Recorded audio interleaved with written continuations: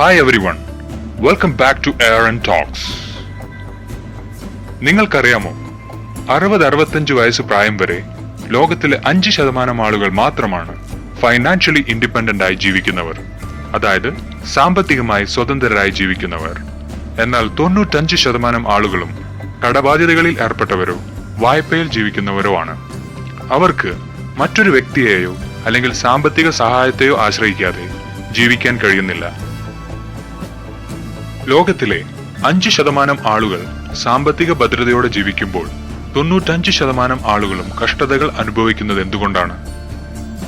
The number one reason can be our education system. നമ്മുടെ വിദ്യാഭ്യാസ സമ്പ്രദായത്തിൽ ചരിത്രത്തെക്കുറിച്ചും ഭൂമിശാസ്ത്രത്തെക്കുറിച്ചും ഗണിതശാസ്ത്രത്തെക്കുറിച്ചും സാമൂഹ്യ ശാസ്ത്രത്തെക്കുറിച്ചും എല്ലാം പഠിപ്പിക്കുന്നുണ്ട്. എന്നാൽ പണത്തെക്കുറിച്ചോ സാമ്പത്തിക നിക്ഷേപ സാധ്യതകളെക്കുറിച്ചോ ഒന്നും തന്നെ പഠിപ്പിക്കുന്നില്ല. എല്ലാവരുടെയും, ഒരുപക്ഷെ ഭൂരിപക്ഷം പേരുടെയും ജീവിതത്തെ അങ്ങനെയാണ് ഡിസൈൻ ചെയ്തിരിക്കുന്നത്. കുട്ടികളെ പഠനത്തിനായി സ്കൂളിലേക്ക് അയക്കുന്നു, അതിനുശേഷം ഹയർ സ്റ്റഡീസിനായി അയക്കുന്നു, അതിനായി വായ്പ എടുക്കേണ്ടി വരുന്നു, എടുത്ത വായ്പ അടച്ചു തീർക്കാനായി ജോലിക്ക് അയക്കുന്നു, അതിനുശേഷം മാരേജ്, കുട്ടികൾ, അങ്ങനെ ജീവിച്ചു പോകുന്നു. ഒരു ജനറേഷൻ അടുത്ത ജനറേഷന് പറഞ്ഞു കൊടുക്കുന്നതും ഇതൊക്കെ തന്നെയാണ്.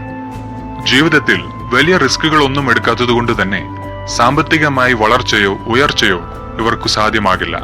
ഒരു മിഡിൽ ക്ലാസ് ലൈഫ് അവർക്ക് നയിക്കേണ്ടി വരുന്നു. സാമ്പത്തിക ഭദ്രത ആവശ്യമുള്ള ഒരു കാലഘട്ടത്തിലൂടെയാണ് നമ്മൾ എല്ലാവരും കടന്നു പോകുന്നത്. അതുകൊണ്ട് നമ്മൾ ഓരോരുത്തരും നമുക്കാവശ്യമായ സാമ്പത്തിക ഭദ്രത ഉറപ്പുവരുത്തേണ്ടതുണ്ട്. അതിനായി എന്തെല്ലാം നമുക്ക് ചെയ്യാൻ സാധിക്കുമോ അതെല്ലാം ചെയ്യാൻ ശ്രമിക്കുക. Number 2, mentality. നിങ്ങൾ എല്ലാവരും ജോലി ചെയ്യുന്നത് പണം സമ്പാദിക്കാനാണ്. ഇപ്പോഴുള്ളതിനേക്കാൾ കുറച്ചധികം ശമ്പളം കിട്ടുന്ന ഒരു ജോലി ലഭിച്ചാൽ നിങ്ങൾ അത് തേടിപ്പോകും. അതിൽ യാതൊരു തെറ്റുമില്ല.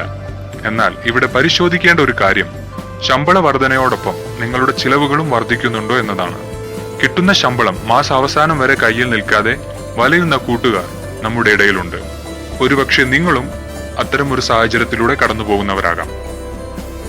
There is a saying, rich people become richer and poor people become poorer. അതായത് കാശുള്ളവർ കാശുണ്ടാക്കിക്കൊണ്ടേയിരിക്കുന്നു, കാശില്ലാത്തവർ, അതായത് ദരിദ്രർ, കാശില്ലാതെ വലയുന്നു. എങ്ങനെയാണ് കാശുള്ളവർ പിന്നെയും കാശുണ്ടാക്കുന്നത്? ജോലിക്ക് പോയില്ലെങ്കിലും കാശ് ലഭിക്കുന്ന നിക്ഷേപ സാധ്യതകളെ കുറിച്ച് അവർ പരിശോധിക്കുന്നു, പഠിക്കുന്നു, ശേഷം അതിൽ നിക്ഷേപിക്കുന്നു.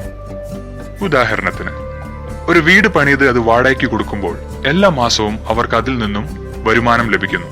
അതുപോലെ സ്റ്റോക്ക് മാർക്കറ്റിൽ നിക്ഷേപിക്കുന്നു, ബിസിനസ്സുകളിൽ നിക്ഷേപിക്കുന്നു. They are ready to take risks. അവർ റിസ്ക് എടുക്കാൻ തയ്യാറാകുന്നു.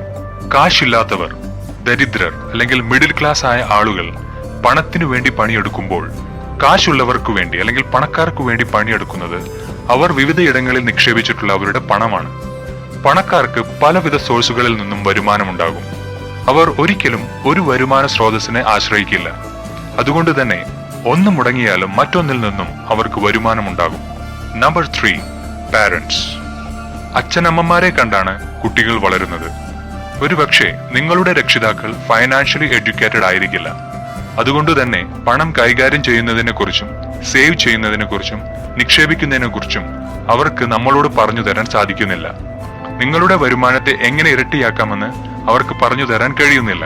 സമ്പാദിക്കുന്ന പണമെല്ലാം ചെലവഴിക്കുന്നതിനെ കുറിച്ചാണ് അവരും ചിന്തിക്കുന്നത്. സ്വാഭാവികമായും നമ്മളും അതുതന്നെ ഫോളോ ചെയ്യുന്നു.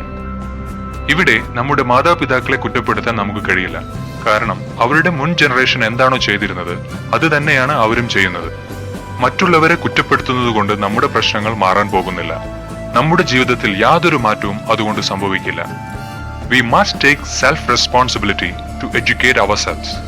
ജീവിതത്തിൽ സാമ്പത്തിക ഭദ്രത ഉറപ്പുവരുത്തണമെങ്കിൽ നിങ്ങൾ സ്വയം അതിനുള്ള ഉത്തരവാദിത്തം ഏറ്റെടുക്കണം. അതിനുവേണ്ടി പഠിക്കാൻ തയ്യാറാകണം, റിസ്ക് എടുക്കാനും തയ്യാറാകണം.